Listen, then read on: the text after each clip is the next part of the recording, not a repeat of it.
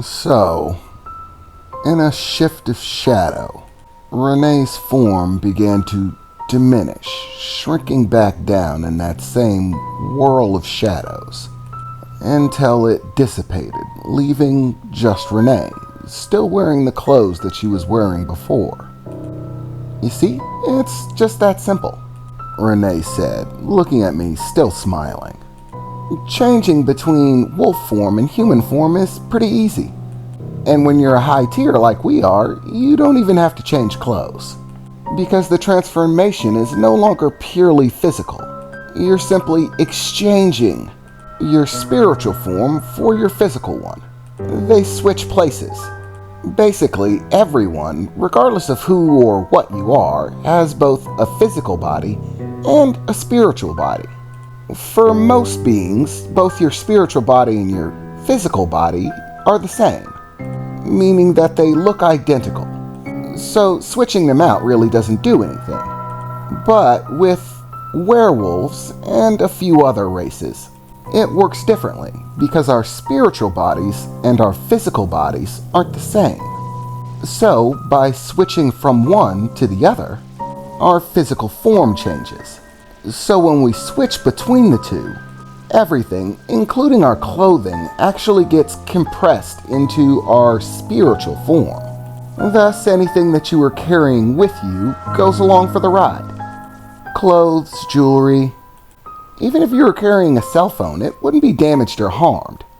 It would simply become part of the energy, the physical form of your soul, whilst your soul itself became your new physical form. Renee, stop explaining to him. He probably knows, Renee's father said. For whatever reason, I was getting the distinct feeling that Renee's father didn't believe me.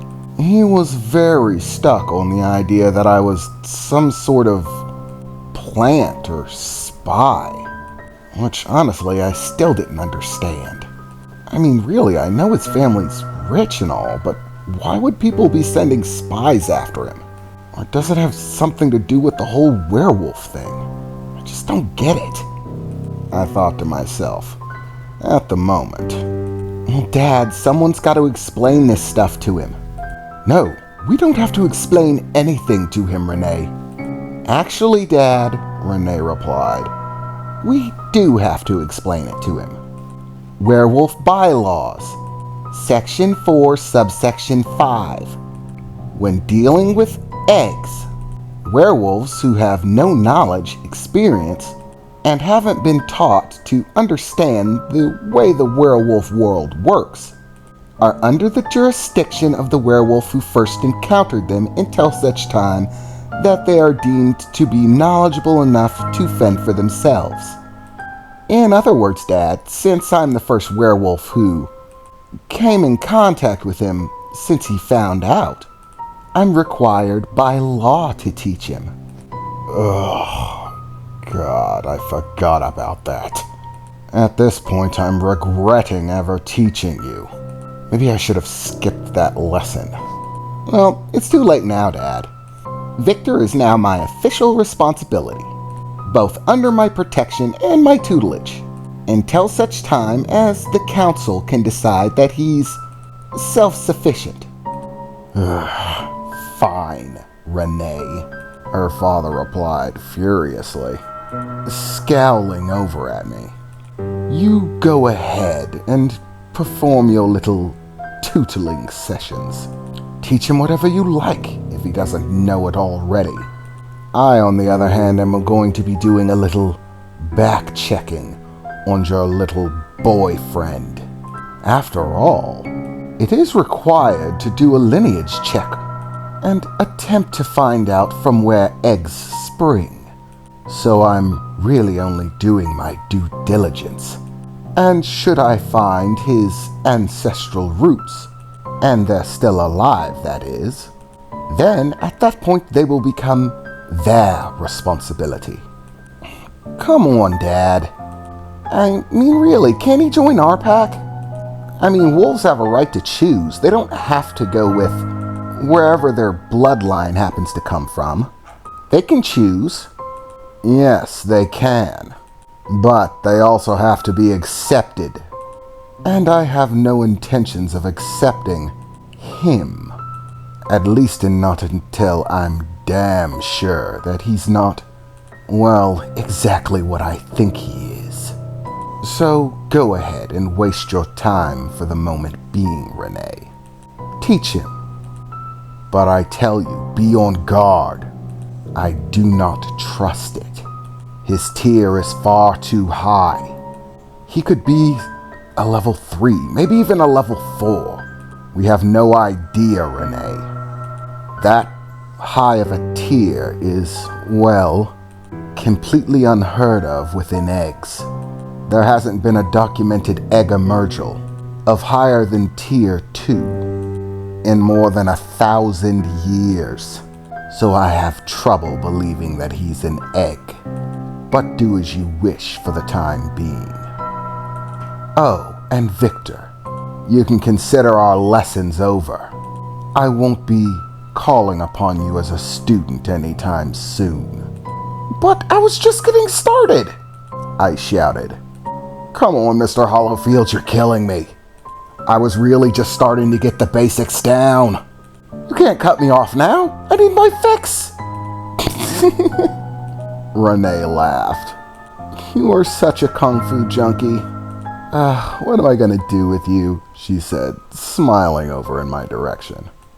My dad'll come around eventually, even if he says he won't.